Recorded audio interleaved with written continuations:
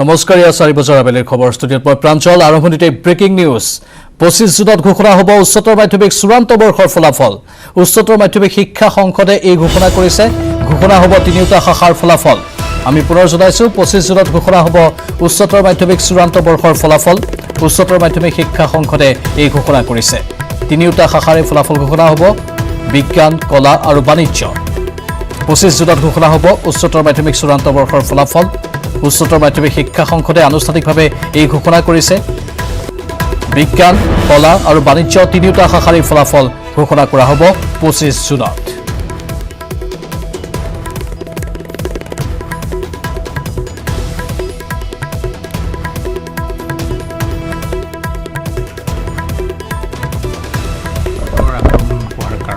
সমগ্ৰ গোটেই সভ্যতাটোত খেলি মেলি আহি যোৱাৰ কাৰণে বিশেষকৈ ইভেলুৱেশ্যনত আমাৰ পলম হ'ল। ইভেলুৱেশ্যনত যিহেতু মানুহবোৰ আহিবলৈ বন্ধ কৰি দিলে, গতিকে শেষৰ ফালে আমি প্ৰায় 1 মাহৰ পিছত, এমাহতকৈ যথেষ্ট পলমকৈ আমি এডমিনিষ্ট্ৰেশ্যনৰ লগত লগ লাগি তেওঁলোকক স্পেচিয়েলি পাৰ্মিশ্যন দিয়াই আমি ইভেলুৱেট কৰালোঁ। ইতিমধ্যে ইভেলুৱেশ্যন কাম শেষ হৈছে, বাকীবোৰৰ কামো প্ৰায় শেষ হৈ গৈছে। কিন্তু যেহেতু আমি ৰিজাল্ট বাহিৰৰ পৰা দিব লাগে, অসমৰ বাহিৰৰ পৰা, গতিকে বাহিৰলৈ যোৱাৰ কাৰণে অসুবিধা আছিল। তো সেইকাৰণে আৰু 1 আৰু 2 নম্বৰ আমি ভাবিছোঁ যে আগৰ দৰেই আমি ৰিজাল্ট দিওঁ, ধৰি লওক বুকলেট, মাৰ্কশ্বিট, চাৰ্টিফিকেট একেলগে দিব পৰাকৈ আমি সেই ব্যৱস্থাটো এবাৰ কৰিম বুলি ভাবিছোঁ। সেইকাৰণে অলপমান আমাৰ সময় লৈছে, কিন্তু তথাপিও আমি 25 জুনৰ দিনাখন ৰিজাল্ট দিম বুলি সিদ্ধান্ত ল'লোঁ। দিহিং পাটকাইত অবৈধ কয়লা খননৰ বিৰুদ্ধে গুৱাহাটী উচ্চ ন্যায়ালয়ত PIL। প্ৰথম শুনানিত উচ্চ ন্যায়ালয়ৰ কাৰণ দৰ্শোৱাৰ জাননী কেন্দ্ৰীয় আৰু ৰাজ্য চৰকাৰলৈ। কেন্দ্ৰীয় বন আৰু পৰিৱেশ মন্ত্ৰালয়লৈ কাৰণ দৰ্শোৱাৰ জাননী প্ৰেৰণ কৰা হৈছে। অসমৰ বন আৰু পৰিৱেশ দপ্তৰলৈও জাৰি কৰা হৈছে কাৰণ দৰ্শোৱাৰ জাননী। দীৰ্ঘদিনীয়া হৈ থকা কয়লাৰ অবৈধ খননৰ বিৰুদ্ধে এই ৰাজহুৱা স্বাৰ্থজড়িত গোচৰ অধিবক্তা শান্তনু বৰঠাকুৰে তৰিছে। দিহিং পাটকাইত অবৈধ কয়লা খননৰ বিৰুদ্ধে এইবাৰ ৰাজহুৱা স্বাৰ্থজনিত আবেদন গুৱাহাটী উচ্চ ন্যায়ালয়ত। প্ৰথম শুনানিত উচ্চ ন্যায়ালয়ৰ কাৰণ দৰ্শোৱাৰ জাননী কেন্দ্ৰীয় আৰু ৰাজ্য চৰকাৰলৈ। কেন্দ্ৰীয় বন আৰু পৰিৱেশ মন্ত্ৰালয়লৈ কাৰণ দৰ্শোৱাৰ জাননী প্ৰেৰণ কৰা হৈছে। অসমৰ বন আৰু পৰিৱেশ দপ্তৰলৈও জাৰি কৰা হৈছে কাৰণ দৰ্শোৱাৰ জাননী।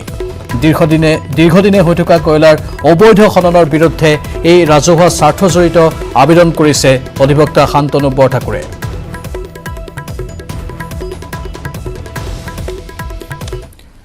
এবাৰ নকল সোণ বিক্ৰী কৰি আৰক্ষীৰ জালত পৰিছে 4জন। পাণবজাৰ আৰক্ষী আৰু ক্ৰাইম ব্ৰাঞ্চৰ জালত পৰিছে 4জন লোক। ফাঁচী বজাৰৰ সোণাৰী নয়নধৰক বিক্ৰী কৰিছিল নকল সোণ। নকল সোণ বিক্ৰী কৰি নিছিল 10 লাখ টকা। মালিগাঁও, দিছপুৰ, নুনমাটি আৰু চানমাৰীৰ পৰা সুব্ৰত দাস, নাছিৰ আহমেদ, উত্তম হালদাৰ আৰু প্ৰমথেশ দিহিঙীয়াক গ্ৰেপ্তাৰ কৰা হৈছে। সুব্ৰত দাসৰ হোজাইৰ গৃহৰ পৰা 7,30,000 টকা উদ্ধাৰ কৰা হৈছে।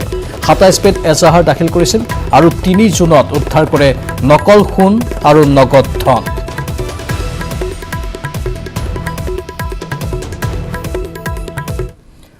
গুৱাহাটীৰ পৰা চুৰি হোৱা টকা এইবাৰ লখিমপুৰত উদ্ধাৰ হৈছে। নাৰায়ণপুৰত উদ্ধাৰ হৈছে 19,90,000 টকা।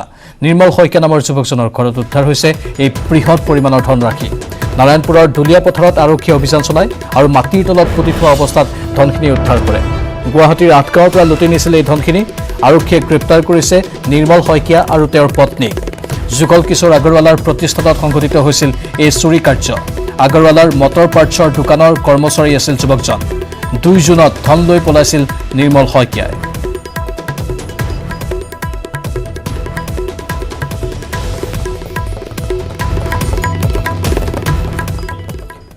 জালুকবাৰীৰ উৰণীয়া সেতুত ফাট মেলিছে। হঠাৎ বহি গৈছে উৰণীয়া সেতুৰ এটা অংশ। যিকোনো মুহূৰ্ততেই সংঘটিত হ'ব পাৰে ভয়ংকৰ অঘটন। National highway authority of India লগতে সংশ্লিষ্ট কৰ্তৃপক্ষক এই সকলো বিষয়ত দৃষ্টি দিবলৈ স্থানীয় লোকসকলে লগতে গুৱাহাটীৰ বিভিন্ন প্ৰান্তৰ লোকসকলে অনুৰোধ কৰিছে। জালুকবাৰীৰ উৰণীয়া সেতুত এতিয়া ফাট মেলিছে। হঠাৎ বহি গৈছে উৰণীয়া সেতুৰ এটা অংশ। আমি দৃশ্য আপোনালোকক দেখুৱাইছোঁ। যিকোনো মুহূৰ্ততেই সংঘটিত হ'ব পাৰে ভয়ংকৰ অঘটন। দলংখনৰ এটা চাইড বহি গৈছে টাৰ্ণিংটোত, আৰু যাই চালোঁ লগে লগে আমাৰ ঊৰ্ধ্বতম কৰ্তৃপক্ষক জনোৱা হ'ল, আৰু সেইমতে ছাৰহঁতে চবেই কৈছে যে ব্যৱস্থা অতি শীঘ্ৰে কৰা হ'ব। আৰু লগে লগে যে বেৰিকেড দিলোঁ, দি নেশ্যনেল হাইৱে অথৰিটিক অলৰেডি জনাই দিলোঁ যে এনেকুৱা কথা হৈছে। আপোনালোকৰ ইয়াতে লগে ভিডিঅ' কৰি ফটো কৰি পঠাইছোঁ।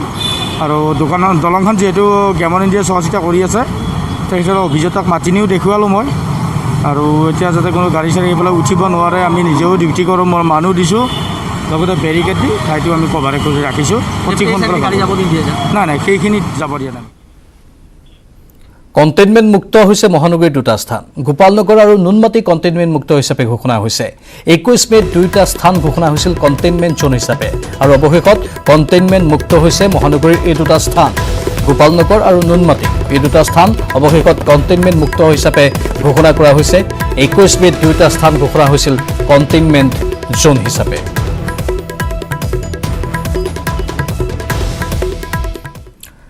হাৰিয়ানাত জুলাইৰ পৰা খুলিব বিদ্যালয় নৱম আৰু দশম শ্ৰেণীৰ পাঠদান হ'ব আৰম্ভ 50% শিক্ষাৰ্থীৰ উপস্থিতিৰে হ'ব পাঠদান আগষ্টত খুলিব মহাবিদ্যালয়সমূহ খবৰ এবাৰ হাৰিয়ানাৰ কাৰণ হাৰিয়ানাত জুলাইৰ পৰা বিদ্যালয়সমূহ খুলিব এই সিদ্ধান্ত গ্ৰহণ কৰিছে চৰকাৰখনে নৱম আৰু দশম শ্ৰেণীৰ পাঠদান আৰম্ভ হ'ব 50% শিক্ষাৰ্থীৰ উপস্থিতিৰে হ'ব পাঠদান আগষ্টত খুলিব মহাবিদ্যালয়সমূহ হাৰিয়ানাৰ পৰা এই খবৰটো আহিছে জুলাইৰ পৰা খুলিব বিদ্যালয় নৱম আৰু দশম শ্ৰেণীৰ পাঠদান আৰম্ভ হ'ব জুলাইৰ পৰা লগতে 50% শিক্ষাৰ্থীৰ উপস্থিতিৰে হ'ব পাঠদান ইফালে আগষ্টত খুলিব মহাবিদ্যালয়সমূহ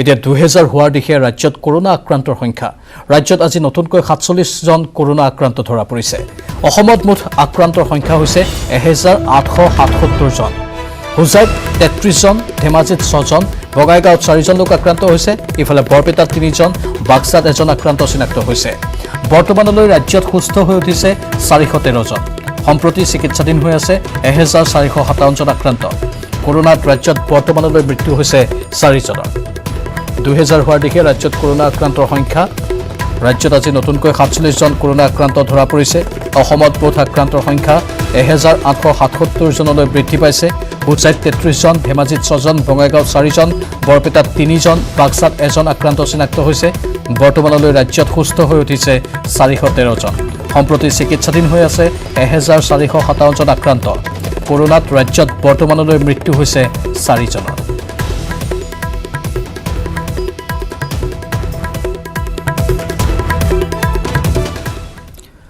বেতকুছিৰ এনইএফ কলেজত উত্তপ্ত পৰিস্থিতিৰ সৃষ্টি হ'ল কলেজখনত কোৱাৰেণ্টাইনত থকা এজন ব্যক্তি কৰোনা পজিটিভ হোৱাৰ পিছতে তাত উত্তপ্ত পৰিস্থিতিয়ে বিৰাজ কৰে কালি নিশাৰ ভাগত একাংশ লোকে ভাঙি পেলালে কলেজৰ গ্ৰিল আৰু বাহিৰলৈ দলিয়াই দিলে বটলৰ কাৰ্টন চেনিটাইজ কৰিবলৈ যোৱা লোককো আনকি গালি গালাজ পৰা হ'ল পৰ্যাপ্ত সুবিধা নথকাৰ অভিযোগ কোৱাৰেণ্টাইনত থকা লোকসকলৰ কোৱাৰেণ্টাইনত থকা সকলৰ অধিকাংশই হ'ল শিক্ষাৰ্থী মুঠ 106 জন লোক আছে কোৱাৰেণ্টাইনত আৰক্ষী উপস্থিত হৈ অৱশ্যে পাছত পৰিস্থিতি নিয়ন্ত্ৰণ কৰিবলৈ সক্ষম হয় পাছত তলা লগাই দিয়া হ'ল মূল কিটখনত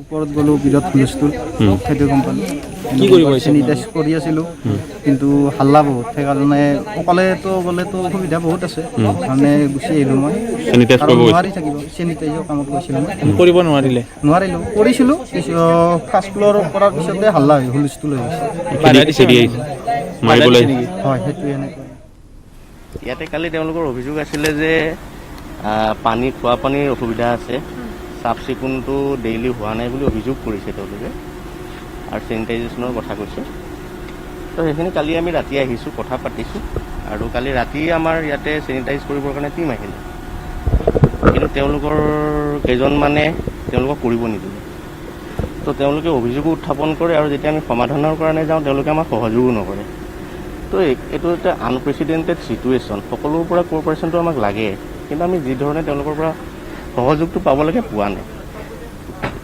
মানে বিষয়টো ইতিমধ্যে আমাৰ ডেপুটি কমিশ্যনাৰ ছাৰ হওক বা স্বাস্থ্য বিভাগ হওক সকলোৱে চিৰিয়াছলি লৈছে আজি পুৱাৰ পৰা আমাৰ ইয়াতে স্বাস্থ্য বিভাগৰ মানুহ আহিছে আপোনালোকে দেখিছে মই নিজেও আহিছোঁ চাইছোঁ তেওঁলোকৰখিনি আৰু ইতিমধ্যে এই মানে যিটো প্ৰতিষ্ঠান তাৰ যিজন গৰাকী তেওঁৰ লগত কথাও পাতিছে সকলোখিনি সুবিধা দিছে মানে it is one of the best accommodation we have provided to the inmates আপোনালোকে দেখিছে বিল্ডিং কি ধুনীয়া ভিতৰত গৈ আপোনালোকে চাব পাৰে আৰু মই নিজেও এতিয়া CCTV গৈ চাই আহিছোঁ তেওঁলোকে যি ধৰণে অভিযোগ কৰিছে তেনেকুৱা সত্য নহয় তথাপিতো যিহেতু অভিযোগটো কৰিছে আমি তেওঁলোকক দি থকা যিখিনি সা সুবিধা আছে সা সুবিধাখিনি আৰু অকণ উন্নত কৰিব পাৰোঁ নেকি ডেফিনেটলি চেষ্টা কৰিম দুদিনীয়া ভ্ৰমণসূচীৰে ডিফুত আৰক্ষী সঞ্চালক প্ৰধান ভাস্কৰ জ্যোতি মহন্ত উগ্ৰপন্থীক যোগ্য প্ৰত্যুত্তৰ দিবৰ বাবে সদা প্ৰস্তুত অসম আৰক্ষী পিডিচিকেৰ মুৰব্বী সংবিজিতক মূলসুঁতিলৈ ঘূৰি অহাৰ তেওঁ আহ্বান জনায় আন উগ্ৰপন্থী সংগঠনসমূহকো হিংসা পৰিহাৰৰ বাবে তেওঁ আহ্বান জনায় কাৰ্বি পাহাৰৰ নৱগঠিত উগ্ৰপন্থী সংগঠন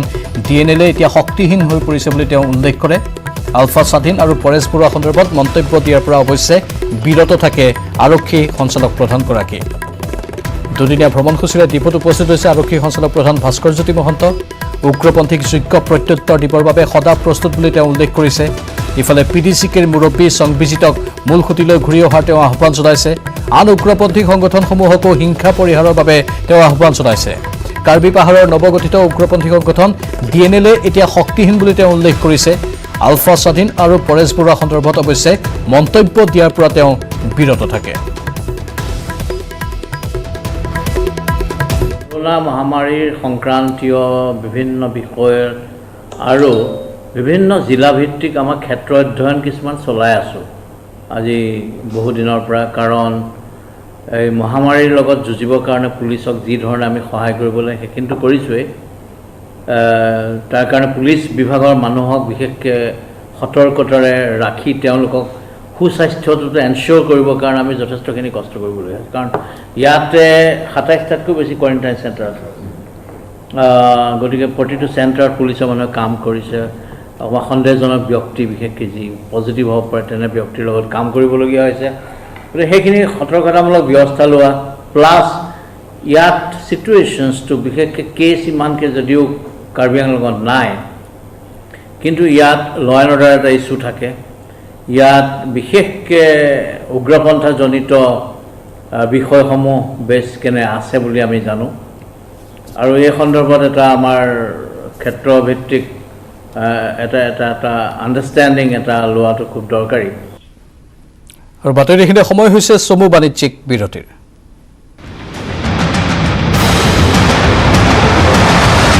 স্বাগতম কৰিমগঞ্জৰ ইলাচপুৰ গাঁৱত অঘটন কদমানী পুত্ৰক প্ৰথমে বিষ খুৱাই হত্যা কৰি পিতৃৰ আত্মহত্যা নিহত লোকজনৰ নাম সৈয়দ মঞ্জুৰ আহমেদ মৃত ছমহীয়া শিশুটিৰ নাম সৈয়দ ডালিয়ান পুত্ৰক বিষ খুৱাই নিজেও পান কৰিছিল বিষ স্থানীয় ৰাইজে স্থানীয় স্বাস্থ্য কেন্দ্ৰলৈ নিছিল যদিও দুয়োকে মৃত ঘোষণা কৰে চিকিৎসকে কৰিমগঞ্জৰ ইলাচপুৰৰ পৰা আহিছে খবৰটো কদমানী পুত্ৰক প্ৰথমে বিষ খুৱাই হত্যা কৰি পিতৃয়ে আত্মহত্যা কৰিছে নিহত লোকজনৰ নাম সৈয়দ মঞ্জুৰ আহমেদ মৃত ছমহীয়া শিশুটিৰ নাম সৈয়দ পুত্ৰক বিষ খুৱাই নিজেও পান কৰিছিল বিষ স্থানীয় ৰাইজে স্থানীয় স্বাস্থ্য কেন্দ্ৰলৈ নিছিল যদিও দুয়োকে মৃত ঘোষণা কৰে চিকিৎসকে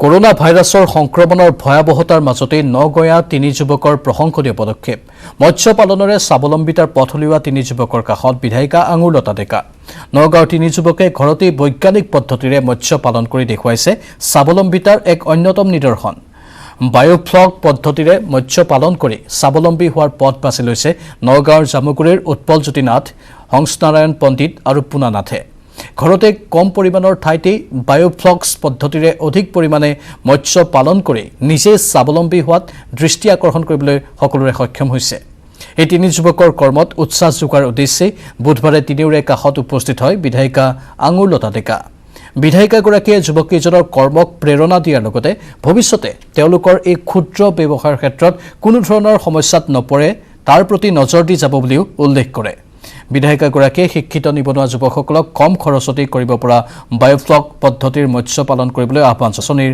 শুভাৰম্ভ কৰে ইতিমধ্যে আমাৰ দ্বিতীয় দিনাও কাৰ্যসূচী আমি অসম দৰ্শনৰ আঁচনিসমূহৰ যিকেইটা আমাৰ বটদ্ৰৱা সমষ্টিৰ যিকেইটা ইতিহাস প্ৰসিদ্ধ ঠাই অন্তৰ্ভুক্ত হৈছিলে আজি আমি দ্বিতীয় পৰ্যায়ত এইখিনি আজি শুভাৰম্ভণি কৰিছোঁ আৰু মই এতিয়া আমাৰ শ্ৰী শ্ৰী নৰুৱা কুজি সত্ৰখনিত আছোঁ ইয়াতেও আমাৰ আজি উন্নীতকৰণ কামৰ শুভাৰম্ভণি কৰিছোঁ আৰু আজিৰ দিনটোতে আমি জামুগুৰি গৰখীয়া থান আৰু আই কনকলতা থান এই তিনিটা ঠাইত আমি আজি আৰু লগতে ইয়াৰ পিছতে ডুমডুমীয়া আমাৰ বালিঘাটটো তাতে আমি আৰম্ভ কৰিম গতিকে মই আশা ৰাখিছোঁ যে এই আঁচনিখনৰ জৰিয়তে যি পদক্ষেপ চৰকাৰে গ্ৰহণ কৰিছে, যি উদ্দেশ্যৰে গ্ৰহণ কৰিছে, যে ইতিহাস প্ৰসিদ্ধ ঠাইসমূহ আমি সংৰক্ষিত কৰিব লাগে আৰু লগতে পৰ্যটক আমি বঢ়াব লাগে।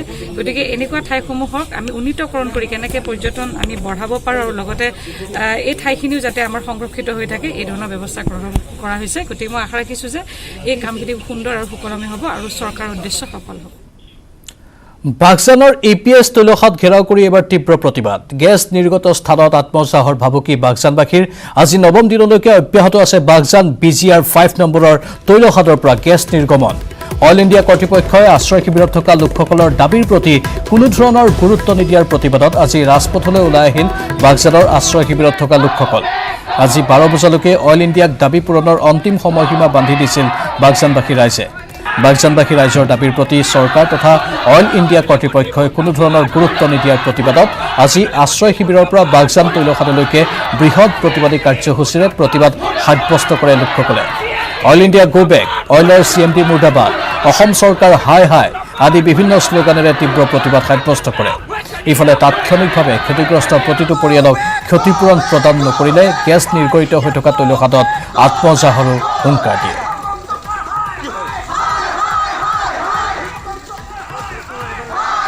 এবাৰ কাছাৰত 6 বাংলাদেশী আটক হৈছে। কাছাৰৰ গুমৰা শিল কোৱাৰীত আটক হৈছে বাংলাদেশী কেইটা। ধৃত বাংলাদেশী কেইটা জামাল আহমেদ, হুছেইন আহমেদ, সমীৰ আহমেদ, শামীম আহমেদ আৰু ৰেহানা আহমেদ। আটাইকেইজনৰ ঘৰ বাংলাদেশৰ জকিগঞ্জৰ কানাইঘাটত। কেতিয়া কোন পথেৰে অসমত প্ৰৱেশ কৰিছে বাংলাদেশী কেইটা, এয়া আৰক্ষীৰ তদন্তত পোহৰলৈ আহিব। কিন্তু ইতিমধ্যেই কাছাৰত 6 বাংলাদেশী আটক হৈছে। কাছাৰৰ গুমৰা শিল কোৱাৰীত আটক হৈছে বাংলাদেশী কেইটা। ধৃত বাংলাদেশী কেইটাৰ নাম ইতিমধ্যে আমি জনাইছোঁ, পুনৰ জনাই দিছোঁ। জামাল আহমেদ, হুছেইন আহমেদ, সমীৰ আহমেদ, শামীম আহমেদ আৰু ৰেহানা আহমেদ। আটাইকেইটাৰ ঘৰ বাংলাদেশৰ জাকিগঞ্জৰ কানাইঘাটত।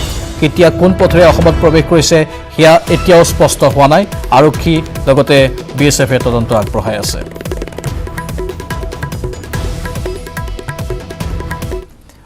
আমেৰিকাত বৰ্ণ বৈষম্য বিৰোধী প্ৰতিবাদত ক্ষতিগ্ৰস্ত মহাত্মা গান্ধীৰ মূৰ্তি। ৱাশ্বিংটন DCত প্ৰতিবাদকাৰীয়ে ক্ষতি সাধন কৰিলে বাপুৰ প্ৰতিমূৰ্তি। ভাৰতীয় দূতাবাসৰ সন্মুখত আছিল বাপুৰ এই প্ৰতিমূৰ্তিটো। ভাৰতৰ ৰাষ্ট্ৰদূতে বিষয়টো অৱগত কৰিছে মাৰ্কিন চৰকাৰক। আমেৰিকাৰ বিদেশ মন্ত্ৰালয়ে ঘটনাক লৈ দুখ প্ৰকাশ কৰিছে। 2014 চনত নৰেন্দ্ৰ মোদীয়ে প্ৰতিমূৰ্তিটো উন্মোচন কৰিছিল। আমি কিছু দৃশ্য দেখুৱাইছোঁ আমেৰিকাত বৰ্ণ বৈষম্য বিৰোধী প্ৰতিবাদত কেনেধৰণে মহাত্মা গান্ধীৰ মূৰ্তি ক্ষতিগ্ৰস্ত হৈছে। ৱাশ্বিংটন DCত প্ৰতিবাদকাৰীয়ে ক্ষতিসাধন কৰিছে বাপুৰ প্ৰতিমূৰ্তিৰ। ভাৰতীয় দূতাবাসৰ সন্মুখত আছিল এই বাপুৰ প্ৰতিমূৰ্তিটো।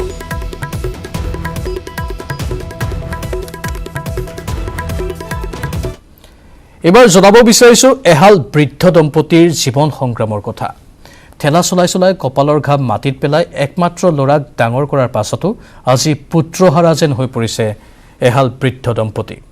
আশীৰ ঊৰ্ধৰ এইগৰাকী বৃদ্ধই ঠেলা চলাই ডাঙৰ দীঘল কৰিছিল একমাত্ৰ পুত্ৰ। কিন্তু আজি পুত্ৰ থাকিও অপুত্ৰক যেন তেওঁ।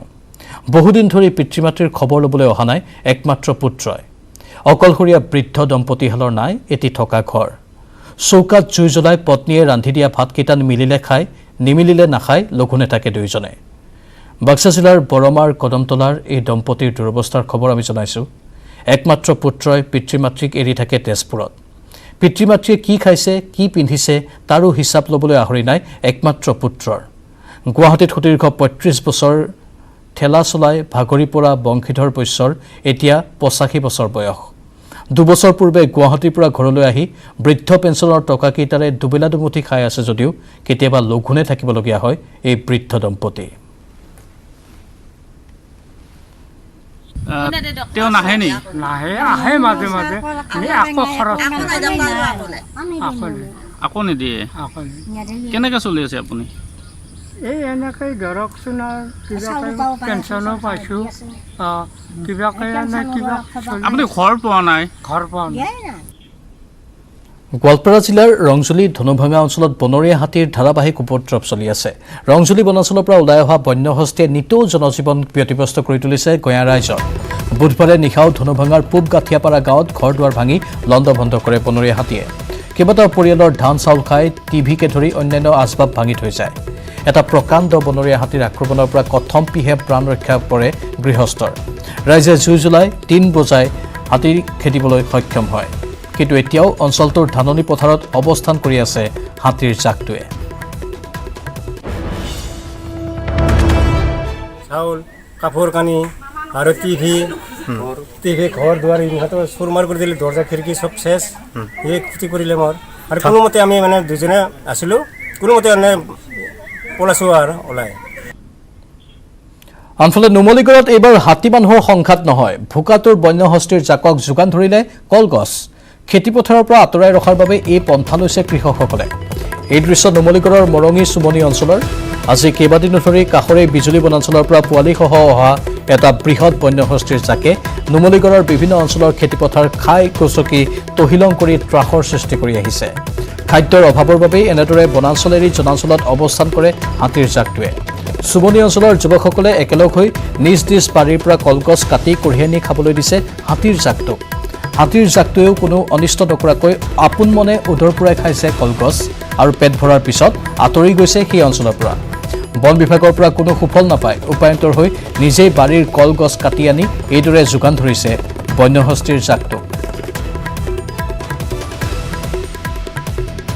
ইয়াত আহি খাবলৈ কৰিবলৈ একো পোৱা নাই ওচৰত মানুহ এজনে খেতি কৰিছিলে কিন্তু খেতি আপোনাৰ ধান ফুটিছিল আৰু তেনেকুৱাতে আহি খালেহি তাত নামি এতিয়া গাভিনী হাতী এজনী আছে সিহঁতি য'ত যাবও পৰা নাই পোৱালিও আছে পোৱালি 3টামান আছে আপোনাৰ গাভিনী হাতীজনীৰ পৰা যেনি তেনি যাবও পৰা নাই ওচৰতে থাকি পেলাই আজি 4 দিন সেই খেতিকে খালে ইয়াত দল চলবিলাক খাই মেলি আছে এতিয়া খেতি ধান শেষ হ'ল পথাৰত ধান শেষ হোৱাত এতিয়া খাবলৈ একো নাই তাকে আমি গাঁৱৰ পৰা কলগছ কেইজোপামান কাটি মেলি আনি দিছোঁ ইয়াত আছে 15-16 এনেকুৱা কেইজনমান আছে হাতী আমি হাবিটো লুকাই গৈছে দেখি পোৱা নাই ভালকৈ খালি এজাক দেখিছোঁ আৰু তাকে আনি পেলাই এতিয়া কলগছ কাটি মেলি দিছোঁ কেইজোপামান গাড়ী এখনত উঠাই মেলি তাকে ইয়াক খুৱাই আছোঁ এতিয়া ধুবুৰীত কৰোনা আক্ৰান্তৰ সংখ্যা 148 জনলৈ বৃদ্ধি পাইছে অৱশ্যে ইয়াৰে 12 পৰা 15 জন ইতিমধ্যে সুস্থ হৈ উঠিছে আক্ৰান্তসকলৰ অধিকাংশ লোক আগমনী ৰাজচক্ৰৰ বহিৰাজ্যত কৰ্মৰত আছিল এই লোকসকল বিশেষকৈ দিল্লী মহাৰাষ্ট্ৰ কেৰালা তামিলনাডু আৰু গুজৰাটৰ পৰা আহিছিল এইসকল লোক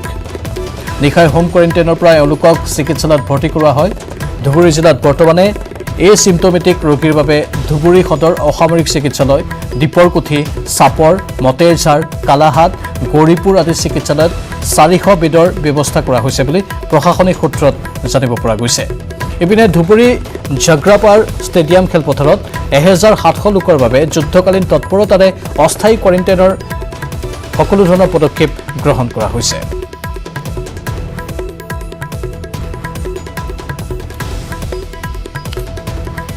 ইতিমধ্যে সকলো ধৰণৰ পদক্ষেপ গ্ৰহণ কৰিছে ধুবুৰী জিলা প্ৰশাসনে কৰোনা আক্ৰান্তৰ সংখ্যা 148 জনলৈ বৃদ্ধি পাইছে অৱশ্যে ইয়াৰে 12-15 জন ইতিমধ্যে সুস্থ হৈ উঠিছে আক্ৰান্তসকলৰ অধিকাংশ লোক আগমনী ৰাজচক্ৰৰ বহিৰাজ্যত কৰ্মৰত আছিল এইসকল লোক বিশেষকৈ দিল্লী মহাৰাষ্ট্ৰ কেৰালা তামিলনাডু আৰু গুজৰাটৰ পৰা আহিছিল লোকসকল নিশাৰ ভাগতে হোম কোৱাৰেণ্টাইনৰ পৰা এওঁলোকক চিকিৎসালয়ত ভৰ্তি কৰোৱা হয়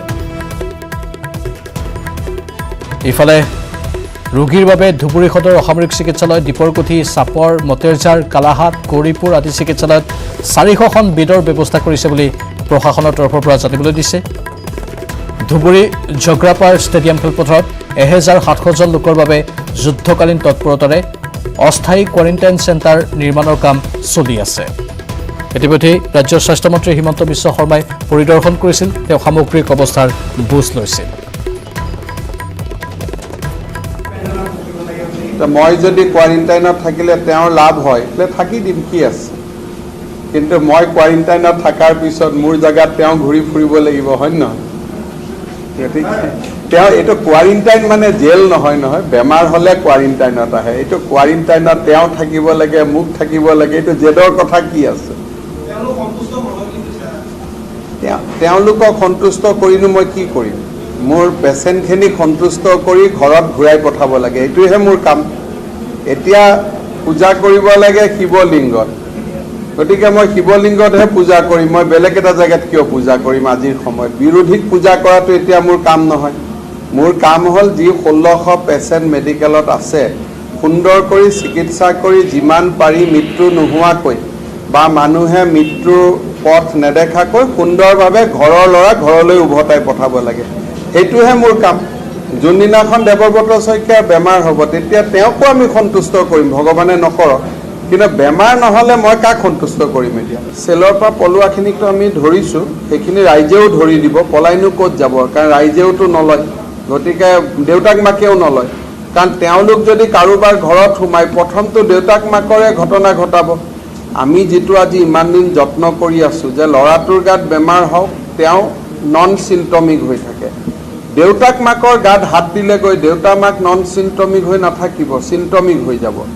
সেইকাৰণে আমি এইটো বিচাৰোঁ যে ল'ৰা আহিলেও যাতে দেউতাক মাকে, ল'ৰাটোক পলাই আহিলেও যাতে দেউতাক মাকে কোৱাৰেণ্টাইন চেণ্টাৰলৈকে পঠাই দিয়ে। আৰু এয়া আছিল আজিৰ 4 বছৰ আবেলিৰ খবৰ। নমস্কাৰ।